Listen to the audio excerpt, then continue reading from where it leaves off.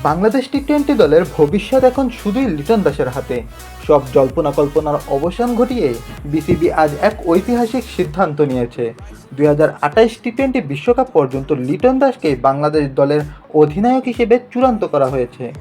বিসিবির এই দীর্ঘমেয়াদী পরিকল্পনার পেছনে আসলে কী যুক্তি আছে, চলুন দেখে নেই বিস্তারিত। হ্যাঁ, ঠিকই শুনেছেন, বিসিবি লিটন দাসের ওপর অটল আস্থা রাখছে। 2028 বিশ্বকাপ পর্যন্ত লিটন দাসই টি-20তে লাল সবুজের বাহিনীকে নেতৃত্ব দেবেন। বোর্ডের মতে লিটনের ক্রিকেটীয় জ্ঞান এবং বর্তমান ফর্ম দল গঠনে ইতিবাচক প্রভাব ফেলবে।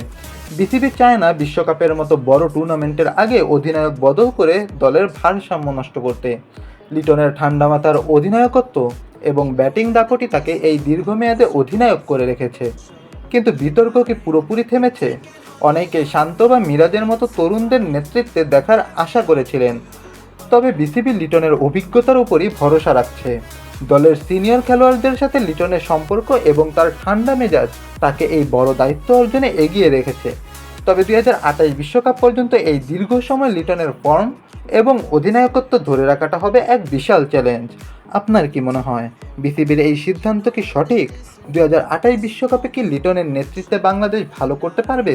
আপনার মতামত কমেন্টে জানান।